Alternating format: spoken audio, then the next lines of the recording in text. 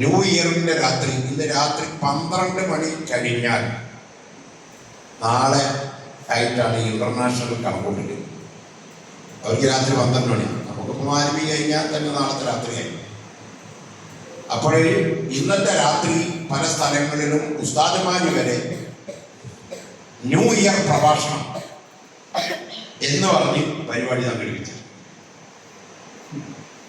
International അടിസ്ഥാനത്തിൽ new year അത് ജനുവരിയാണ്. പക്ഷെ നേരത്തെ ഉസ്താദ് പറഞ്ഞ പോലെ ഇസ്ലാമിക കലണ്ടർ, ഹിജറ വർഷ കലണ്ടർ, അതിന്റെ തുടക്കം മുഹറമാണ്.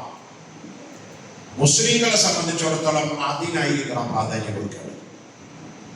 പലരും എന്നെ വിളിച്ച്, ഞാൻ 12 കൊല്ലം ഗവൺമെന്റിൽ ഇരുന്നത് കൊണ്ട് എല്ലാ കാസ്റ്റ് ആൻഡ് കമ്മ്യൂണിറ്റീസിനായിട്ടും എനിക്ക് ബന്ധപ്പെടുന്നതിൻ്റെ ഡ്യൂട്ടിയുടെ ഭാഗമായിരുന്നു. അതുകൊണ്ട് ഇപ്പോഴും ആ ബന്ധങ്ങളൊക്കെ ഒരു പരിധി വരെ ഇങ്ങനെ നിലനിർത്തിക്കൊണ്ടുകൊണ്ട് ഇപ്പോഴും ഇന്ന് തുടങ്ങി വിളി, സാർ അഡ്വാൻസ് ന്യൂ ഇയർ എന്ന് പറഞ്ഞ് ഇന്ന് തുടങ്ങി വിളി. അപ്പം ചിലരൊക്കെ നമ്മൾ അതിനിപ്പോൾ ന്യൂ ഇയർ എന്ന് പറഞ്ഞിട്ട് സെയിം ടു യു എന്ന് പറഞ്ഞിട്ടൊരു മുതലക്കാമ ഒരു കഥയും കുട്ടിയുടെ ഒറ്റ വാക്കാൻ വിടല. ഈ പറഞ്ഞ പോലെ അവിടെ ഇരിക്കട്ടെ എന്നായിട്ടോ, സെയിം ടു യു. അപ്പോഴേ നമ്മൾ ഈ ന്യൂ ഇയറിന്റെ ആശംസ നമ്മളത് പറഞ്ഞ് പ്രചരിപ്പിച്ചാൽ അതൊരു തെറ്റായ സന്ദേശം സമൂഹത്തിന് നൽകലാവും. നമ്മളത് പറയേണ്ടെന്ന് പറഞ്ഞാൽ നമ്മുടെ പിന്തിരിപ്പന്മാരും യാഥാസ്ഥികന്മാരും രാഷ്ട്രവിരോധികളുമായി ചിത്രീകരിക്കുകയും അതും സൂക്ഷിക്കണം. കാരണം ലോകം മുഴുവൻ അംഗീകരിക്കുന്ന ഒരു കാര്യം മുസ്ലിങ്ങൾ അംഗീകരിക്കില്ല. അവരെപ്പോഴും വേറിട്ട് നിൽക്കുന്നവരാണ്, യാഥാസ്ഥികന്മാരാണ്, വിഘടനവാദികളാണ്, പിന്നെ തീവ്രവാദിയുടെ അപ്പുറത്തുള്ള മതിയൊക്കെ നമ്മുടെ തലയിൽ ചാർത്തിട്ടുണ്ട്.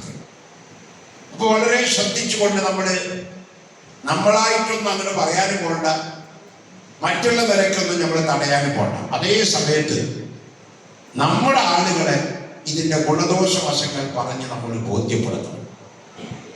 തീർച്ചയായും അതാണ് നമ്മൾ ചെയ്യേണ്ടത്. ഇതിൻ്റെ ഗുണദോഷങ്ങൾ എന്താണ്? ഈ ന്യൂ ഇയർ ക്രിസ്തു വർഷത്തിന്റെ കണക്കാണ് 2025 നാളെ പുലരാൻ പോകുന്ന പ്രഭാതം.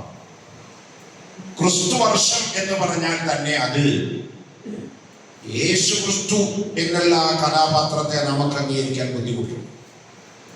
യേശു ക്രിസ്തു അല്ല ഈസാ നബി, അത് രണ്ടാ. അങ്ങനെ ധരിച്ചു വേണം. പണ്ട് നമ്മുടെ യേശു ക്രിസ്തുവിന്റെ ജന്മദിനം കഴിഞ്ഞു പോയപ്പോൾ ക്രിസ്മസ് ഡിസംബർ 25 അന്ന് ഒരു പ്രഭാഷകൻ നമ്മുടെ മത പണ്ഡിതൻ തന്നെ പറയുന്നത് ഞാൻ കേട്ടു, നമ്മുടെ ഈസാ നബി തന്നെയാണ്